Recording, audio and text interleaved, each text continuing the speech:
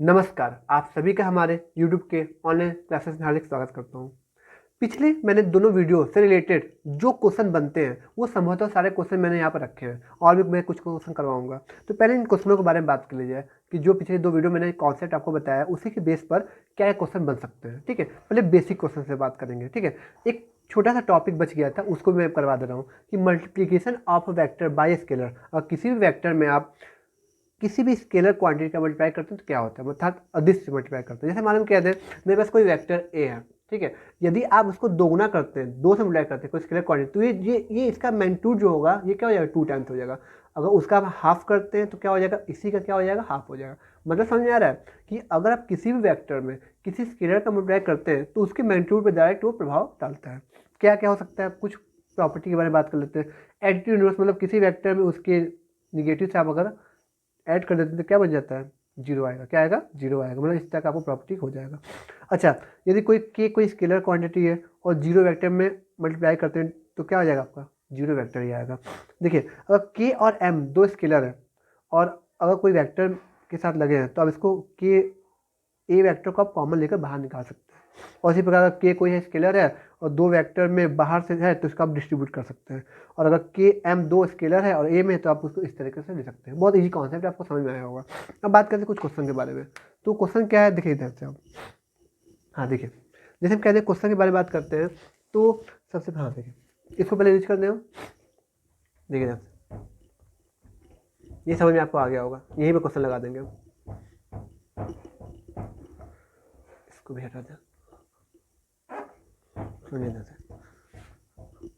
हाँ, जैसे पहला क्वेश्चन कह रहा है कि A B C are the vectors, sorry vertexes. Vertexes मतलब क्या, इसके जो वर्टेक्स होते हैं ना, वर्टेक्स किसी भी ट्रायंगल, कोई भी ट्रायंगल के जो वर्टेक्स जो है आपका है, देखिए ये दिया है, ए दिया है, बी है और क्या है, सी है, किसी ट्रायंगल ए बी सी का। तो हमको A B plus B C plus C A की वैल्यू निकालनी है।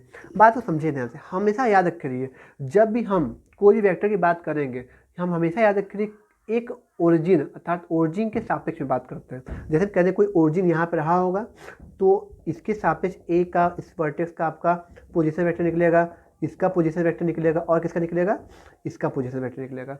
तो क्या कर रहा है, किसका मान निकालना है, ए बी कह रहा है ना, तो ए बी बी सी और सी ए का। अच्छा बताइए, A B plus B C vector plus C A vector, ये है ना। तो अच्छा बताइए, ए बी को हम लोग क्या ले सकते हैं, O B vector minus O A vector, बताएं हम, ठीक है। और बी सी को ले सकते हैं हम लोग ओ सी माइनस ओ बी वैक्टर, इसको कर सकते हैं हम लोग plus O A vector minus O C vector. सभी कट जाएगा और कटने के बाद क्या आ जाएगा, जीरो वैक्टर। इजी, सबको समझ में आया होगा। सबसे इजी क्वेश्चन था ये, समझ में आया, लेकिन बहुत कॉन्सेप्चुअल क्वेश्चन है क्योंकि इसी के बेस पर बहुत सारे क्वेश्चन सॉल्व होंगे। ठीक है, इसको रीच कर देते हैं। अब आते हैं सेकंड क्वेश्चन पर। ठीक है, देखिए ध्यान से,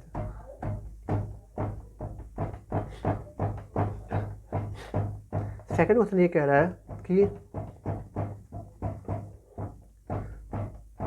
कि vector drawn from the origin O to the points A, B and C are respectively A, B vector and 4A vector minus 3B vector. Find AC and BC.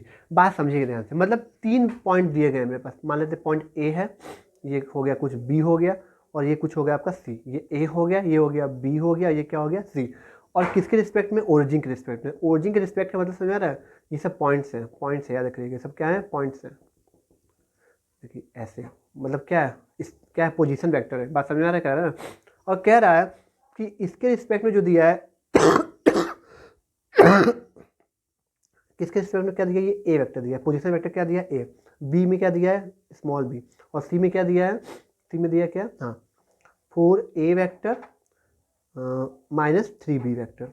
अब बताइए हमको क्या निकालना है, हमको क्या निकालना है, ए सी निकालना है। ए सी का मतलब समझ आ रहा है, देखिए ये ए सी निकालना है। अच्छा बताइए, ए सी वैक्टर क्या होगा, ए सी वैक्टर क्या होगा, ओ सी माइनस ओ ए वैक्टर होगा। अब बताइए ओ सी वैक्टर कितना है, ओ सी वैक्टर, ये तो ओ है, ओ सी वैक्टर क्या है, 4A vector minus 3B vector minus O A vector कितना है, ए वैक्टर। ठीक है, तो यहाँ से होगा तो क्या हो जाएगा, 3A vector minus 3b vector. ये आपका आंसर आ गया। अब क्या निकालना है हमको? अब हमको निकालना है क्या? BC vector. तो BC वेक्टर क्या है? BC कहाँ गया? BC देखिए ये BC वेक्टर है ऐसे। तो BC वेक्टर क्या हो जाएगा? OC vector minus OB vector. तो OC वेक्टर कितना है बताइए? OC वेक्टर आपका है 4A vector minus 3B vector minus OB कितना है? OB कहाँ गया? या OB B वेक्टर है। तो क्या आ जाएगा आपका? 4A vector minus 2B vector. ये आपका आंसर हो जाएगा। ये जी सबको समझ में आया होगा। तो ये आपको क्वेश्चन हो गया, आपका पहला वाला हो गया, सेकंड हो गया, थर्ड कर रहे हैं। ठीक है, अब देखिए इधर से इसको रीच करते पहले हम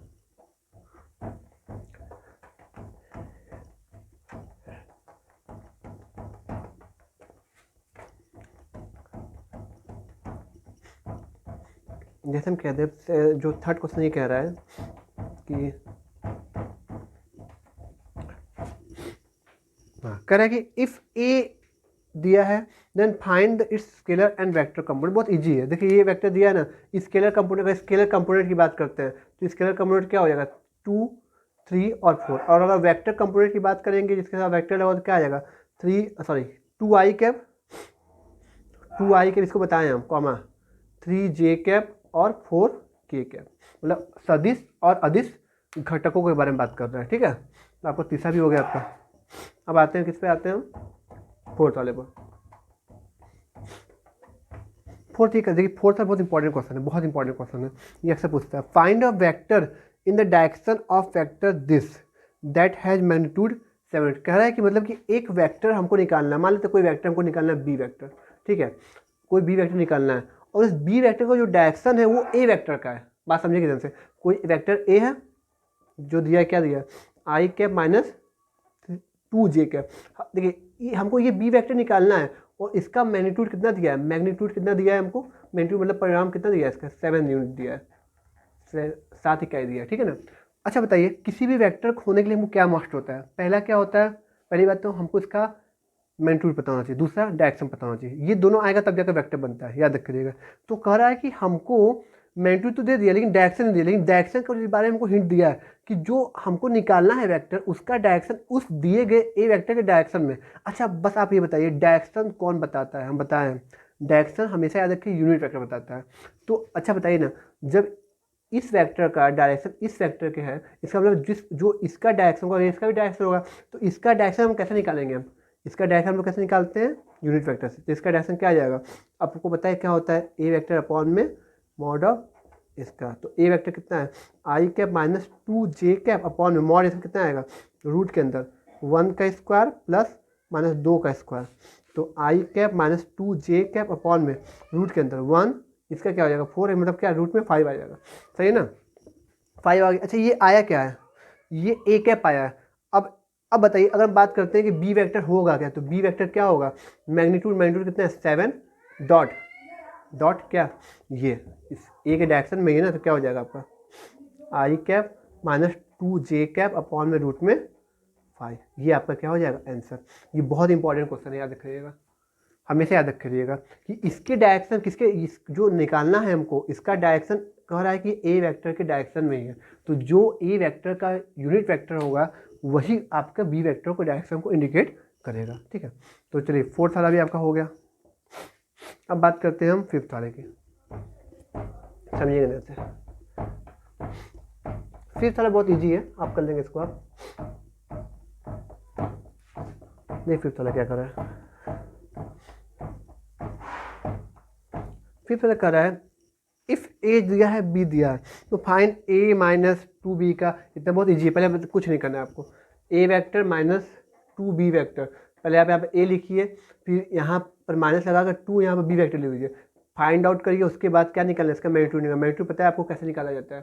सबको समझ बता चुके हैं आप। ये सबसे ईजी क्वेश्चन है। ये क्वेश्चन बस होता है ना, बड़े बड़े क्वेश्चन को सॉल्व करने के लिए यूज किया जाता है, बस खत्म। ठीक है, अच्छा एक क्वेश्चन और हम बात कर देना है एक क्वेश्चन से।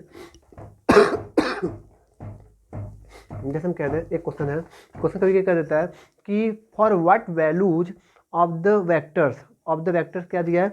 वेक्टर दिया है 2i कैप और क्या दिया है? Minus 3j cap minus 3j cap और क्या है? प्लस 4k कैप कोई वेक्टर दिया है एंड क्या दिया है A I cap plus 6j cap plus 6j cap minus 8k cap दिया है।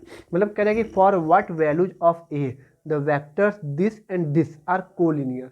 अच्छा, कोलिनियर कंडीशन क्या होता है हम बताएं। कोलिनियर कब होगा, जब पहले वाले वेक्टर और दूसरे वाले वेक्टर का आई जे और के कैप के जो कोफिशिएंट वो का अनुपात क्या हो जाए, इक्वल हो जाए। तो फॉर व्हाट, तो आपको पता है कि ये बताइए यहाँ पे क्या हो जाएगा, A1 अपॉन में B1 equal to A2 upon में B2 equal to A3 upon में B3। तो 2 अपॉन में A equal to minus 3 upon में 6 इक्वल टू 4 अपॉन में 8, सही है, सॉरी -8 ना। तो किसी को इक्वल कर दीजिए 2 अपॉन में A equal to minus 3 upon में 6, तो क्या हो जाएगा बताइए, 2 अपॉन में A माइनस 1 अपॉन में 2। तो यहाँ से अगर आप देखेंगे ध्यान से तो क्या हो जाएगा आपका, इसको लिख सकते हैं क्या, डायरेक्ट आप करेंगे तो क्या हो जाएगा आपका A इक्वल टू क्या हो जाएगा 4 हो जाएगा, -4, सही है ना। आपका A इक्वल टू क्या हो जाएगा, -4 हो जाएगा। सिंपल है, आपको सबको समझ में आया होगा। आज आपको वीडियो आपको समझ में आएगा, ये बस हम वीडियो जो आपके पीछे के 2 वीडियो बनाए उसको समझाने के लिए बनाए कि इसके बेस पर कितने क्वेश्चन आ सकते हैं। अब हम नेक्स्ट वीडियो में बात करेंगे हम डायरेक्शन कोसाइन और रेशियो क्या होता है, बहुत इंपॉर्टेंट टॉपिक है। तो ये वीडियो पसंद आया तो लाइक शेयर एंड सब्सक्राइब। धन्यवाद।